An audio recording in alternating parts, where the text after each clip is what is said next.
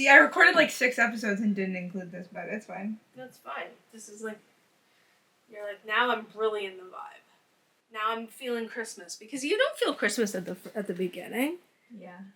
What? Your boobs My boobs look good? Thanks. Yeah. I know. Your hair's so dark. I know. Oh my god, you look. Okay, pull the hat a little bit down on your. Yeah, like I like it like that better. Should I have my hat on for my first like dark hair video? I'm gonna take a picture of you. You look Okay. good. Thanks. Oh, for your first dark hair. Let's address the elephant in the room. I have brown hair now.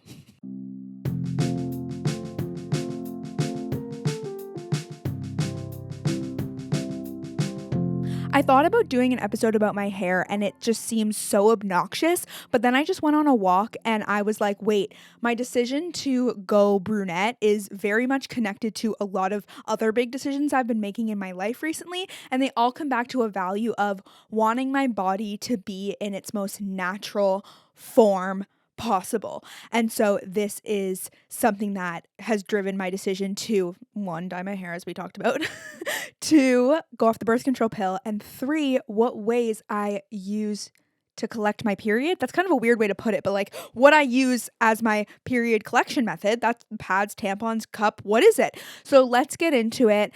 I have been kind of thinking about going back to my natural color for a really long time. I don't even know what my natural color is because in grade 8, I started to highlight my hair blonde. In grade 9, I played Elle Woods in Legally Blonde. And so I highlighted the shit out of my hair and I was extremely blonde. And then ever since then, I've kind of just been like maintaining the blonde hair. So first of all, I'm going to take this Santa hat that I'm wearing off because it's making my head really freaking hot. Okay, I can hear myself way better now in these headphones. Holy crap. So last winter, I started to explore the idea of not highlighting my hair anymore, and there were multiple factors that went into this decision. One of them was that I tried a new hairdresser, and I have had an OG hairdresser I've used my whole life. She's usually worked out of her home. She just recently moved to a salon. My mom and I would always go to her. My brother even went to her at one point, and she's really, really fairly priced, and she's just been in our family as our hairdresser. She's not in our family, but she's like our family hairdresser for years and years and years. And then I hit a point where I was like, I want to try something else. I want to mix it up. And so I went to a different hairdresser that was recommended by a friend and got my hair done by her twice. And I started to realize me, my privileged ass, this is so privileged of me, but I wasn't paying for my haircuts. I wasn't paying for my hair getting done because I would always go with my mom, and bless her heart, I love her so much. She would pay for my hair. And luckily we weren't getting crazy salon prices. We were getting really great deals. So it was something we did literally once, maximum twice a year. I am not someone who gets her hair done very often, and I'm really happy about that. And I would like to keep it that way. So I reached this point where I was like, I'm going to try someone new. And I went to this actual salon and it was $85 to get a haircut. And I was like, whoa, I paid that price twice. And after the second time, she cut my hair really, really, really short. And I was just like, I cannot do this anymore. I'm fully paying for this myself. I also would never go to that expensive salon to get my hair actually dyed. So I was trying to grow out my hair and go to my natural color. And it was so close to the end of last winter and I cracked. And I was like, I cannot grow my hair out to its natural color anymore, because if you've gotten highlights or dyed your hair before, you know that like you get really bad roots. And then I went so far to the point where it was like by my ears, it was like all brown, and then the bottom half was all blonde, and it just looked so bad. And I was like, fuck it. I'm going to go back to my OG hairdresser and I'm going to highlight my hair blonde. It's about to be summer. I want to do it, whatever. And so I went back to the blonde, absolutely loved it. Boy, does it give you a dopamine hit when you get highlights in your hair. I did not get that dopamine hit today when I highlighted my hair brown. And I went through the summer loving my blonde hair life, but at the back of my mind, I've known that 1, I don't want to always have to pay for my hair to be just dyed a certain color. I'm like, that's so expensive. Of course, it's an investment in how I look and like myself. And like, if I really wanted to do that, I could rationalize it. But under the money value, there was another hidden value that was really calling to me for years at this point. And my friend really drove it home. So I was talking about like my natural color, how I don't even know what it is to her. And she's like, well, I have this theory that our natural color is actually the color that looks best on us. And I was like, tell me more. And she's like, well, think about it. Your body knows your skin complexion. It knows what hair color is actually going to complement how you look, your skin tone, how your eye color, all of that. It knows what's going to complement you the best. Your body knows best. And I've been coming back to this theme in my life for literally years since I started therapy in 2020. And I just really got hit by that. I was like, I deeply believe that actually, that my body knows best and my body would know what my best hair color would be. It would know how it would match me and make me look the most natural, beautiful version of myself. We all have just pure natural beauty, no matter what size you are, no matter your skin color, no matter anything. Like, as humans, we are gorgeous creatures, but society takes us so far away from that with lip fillers and telling us we need to go through diets and fucking all that culture, all that bullshit. And so I'm like, I want to become as close to my like natural body cycle as possible. And I tried growing my hair out. I tried doing it the all natural way. And I noticed that it actually like my self-esteem took a toll. And I am kind of the type of person who like I try not to hyperfixate on how I look. I do very minimal makeup. I don't put anything on my skin, and I'm grateful that I feel confident without doing that. And if you feel your best with all that makeup on, go the fuck off. Like I also just have never taught myself how to wear makeup like that. I never learned. I never like invested in the products. Again, was very cheap in that way. I wouldn't want to spend the money. It made my skin feel very clogged. I also have sensory issues, so especially with touch, feeling all that makeup on my face. I used to do musical theater. I was on stage. I was wearing all that makeup, and it really, really made my skin just feel so uncomfortable. So I've just not gotten into any of that stuff. But my philosophy is however you feel your best, rock that shit and do it at least a couple times a week because it's a mood freaking booster. So I kept thinking about this idea that, wow, my natural hair color would definitely like probably feel my best. And I've never gone to my natural color. I was blonde as fuck as a kid, but when I went through puberty, my hair color really, really changed and I have natural highlights in my hair. But then I was putting fake dye in my hair for so many years. I was like, I have no idea what my natural color is. And I decided the next time I went to the hairdresser, I was going brown. I was just going to say to my hairdresser, I want to go as close to my natural color because you could see my natural color at the root. Like if you watch literally yesterday's episode or the day before, you can see my root and you can see that it's like dark, but the rest of my hair was light colored. So I'm like, let's just do this, girl. Just trim my hair a little tiny bit because I think I'm going to grow her out a little bit and let's go brown.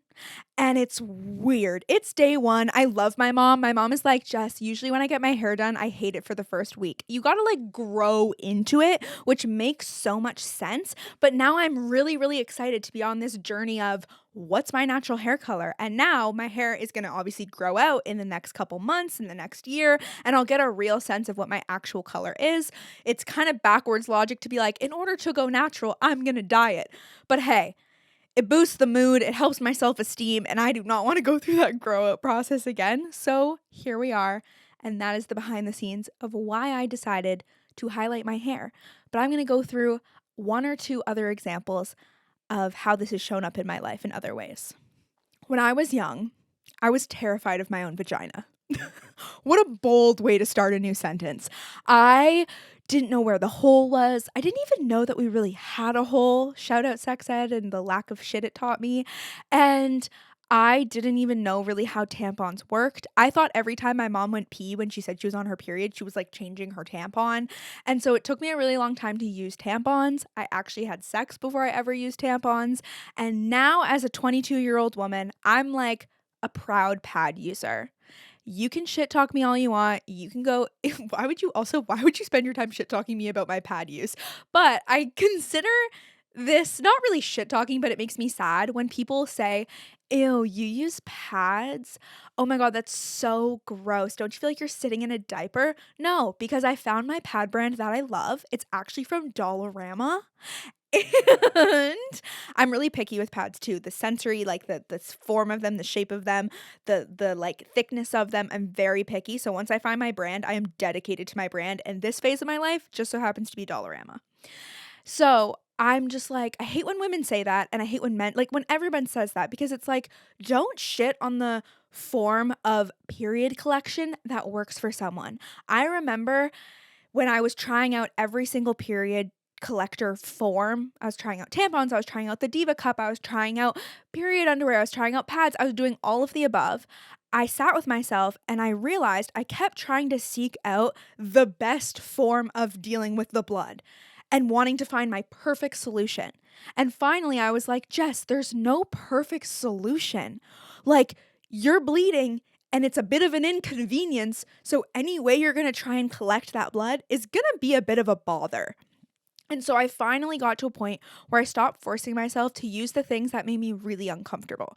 I'm pretty much just a pad girly, but I also use period underwear at night and I love it. It's so amazing to have a break. My method is like use one thing till it bothers you and then switch to something else. And that's what I found my groove is. Pads during the day, period underwear at night.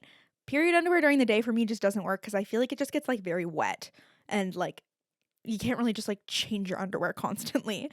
So I tried tampons for a while. I usually could only do like one tampon use per period, per cycle, because they just made me feel really just like icky and uncomfortable. And I don't love the idea of something being inside of me. That scares me. Toxic shock syndrome scares me.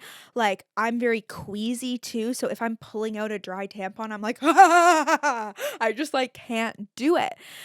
But me being the fearless woman I am, I'm so grateful I like have grown to the point where I actually tried this. I used the Diva cup for 6 months.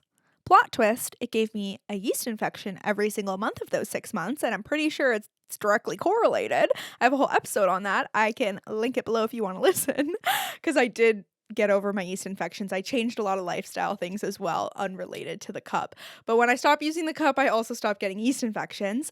And my young self would be so freaking proud because as a terrified vagina chick, like I was getting all up in there. I remember the first time I tried to take it out, I was sitting on the toilet and I was so like uncomfortable and stressed and like couldn't figure it out. So I Googled like YouTube video, how to help me take my Diva cup out. And this amazing woman on YouTube, if you're ever struggling, Google it. This woman will come up.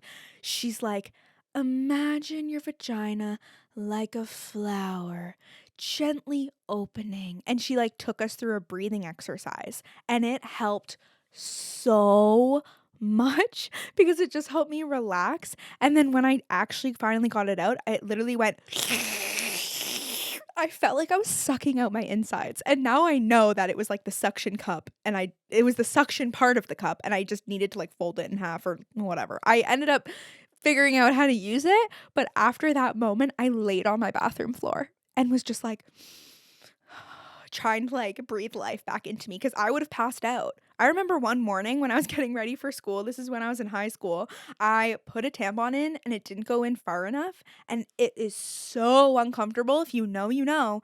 And so I had to rip it back out and I just like, I think I could or I tried or I couldn't. And my mom was like, go in the shower and try in the shower. It helps. So I did it in the shower and I was like, oh my God, I'm literally going to pass out.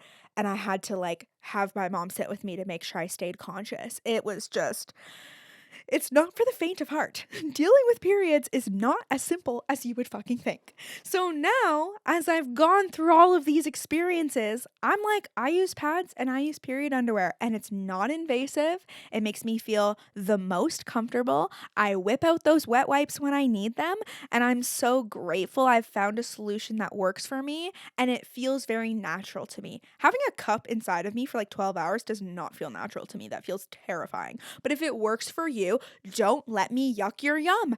Keep it going, girl. Do what you gotta do. Periods are really challenging to navigate, and so that's just a little bit about my journey. And then we're gonna segue right now into the next final topic about wanting to do things in natural rhythm with my body, and that's birth control. Let's get into IUDs for a quick sec because IUDs were something I never considered. Think about that. Think about me. Think about historical Jess. Like, I couldn't have a tampon in. I couldn't have a cup in for 12 hours. No fucking way in hell I was going to have a literal device in my ovaries. I don't know if that's the proper language. I don't know if it's technically in my ovaries. I think it is. Anyway, again, shout out fucking sex ed. I was like, there's no way I'm doing an IUD. I knew from day one. I also thought that an IUD was something you only used when you after you had kids, because that's how it worked. My mom, sorry to overshare your birth control, but my mom only used an IUD after she had my brother and I. So I was like, oh, that's just like what you do once you have kids, not when you're like this age.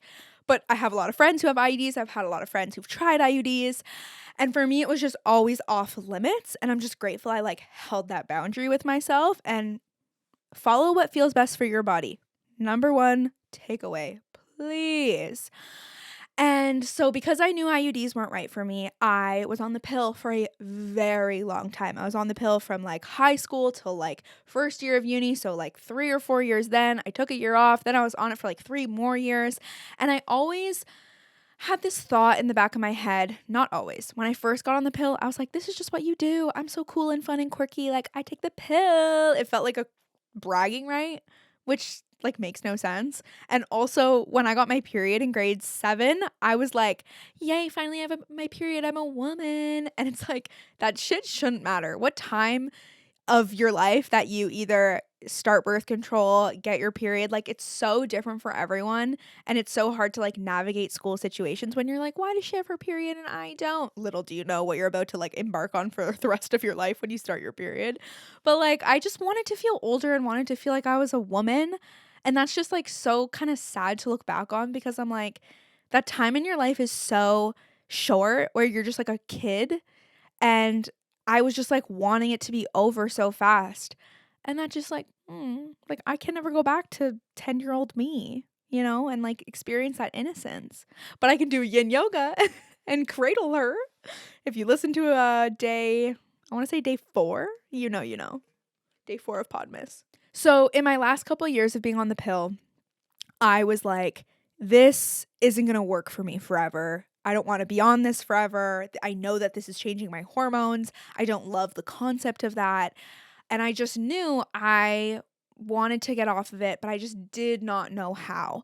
I was so doubtful of every other birth control solution simply because the pill was just so normalized to me. And it's so crazy because when I told my mom I was going off the pill, she was like, I said to her, like, I thought the pill was just what you did. And she's like, well, that's what I thought. She's like, that's what I was taught growing up. And that's what I was taught growing up. So it's such a weird generational thing of just like, this is just what you do. You just take the pill. It's just like super normal. But we're not really talking about what that's doing to our body and what that's doing to us. And there's 2 books that I absolutely love that really, really helped me understand what the pill was doing to me, and also how to track my cycle and what my cycle is even like in its natural rhythm, which woo woo it now is. Yay! And those books are Period Power by Maisie Hill and In the Flow by Alessia Vitti. I have them linked to my Amazon storefront in the show notes. They are incredible. They were the books that I read. One of them I read leading up to getting off the pill, and then the other one I read once I got off the pill. And I just really, really strongly recommend doing your research. Really, really doing your research on what is this birth control method doing to my body? What are my other options? What, like, do I feel most comfortable with? And it can become really, really, really overwhelming. But I really spent like 4 or 5 months researching, talking, crying, brainstorming, learning and understanding what would feel best for me and my boyfriend and within us in our relationship, because I'm really lucky. This wasn't a solo decision. My boyfriend and I were really in it together, trying to figure out what would work for us as a couple that also I felt comfortable with. And my number one priority was my body needs to be in its natural rhythm. I don't want to alter my hormones. I don't want to change my cycle. And so shout out condoms, whoop whoop. That's another thing. I hate when people shit on condoms, because like I've heard people be like, they're going to make me feel less connected to my partner and all this stuff. And it's like, listen, like, what's your priority? What's your value? Mine is no pregnancy scares. My number 1 and number 2 value is my body's in its most natural rhythm, and there's no chance, not no chance, because you have to not be having sex to have no chance of getting pregnant. Best form of birth control is abstinence. Anyway, and so for me, those are my priorities of like, how am I going to navigate getting off the pill? And also, how am I going to feel really, really secure in my birth control method and make sure my partner feels the same way? And that required so much communication ongoing conversations, really doubting myself, and then taking that doubt as a sign that I didn't know enough to make the change yet. And I did not get off the pill until I felt completely solid in my new birth control method. That meant doubling up, baby, for a month or two. That's what I did in high school. I was always doubling up. And there ain't nothing wrong. Don't double up your condom, double up your birth control method.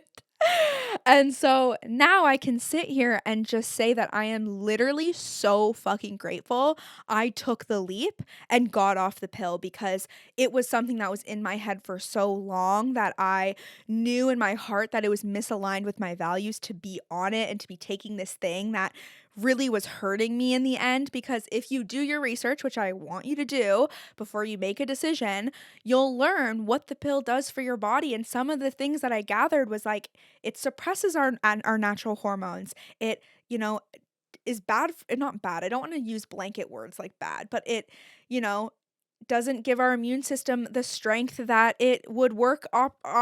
See, I could give all the things, but I'm not gonna try and explain exactly what the pill does because I don't know everything.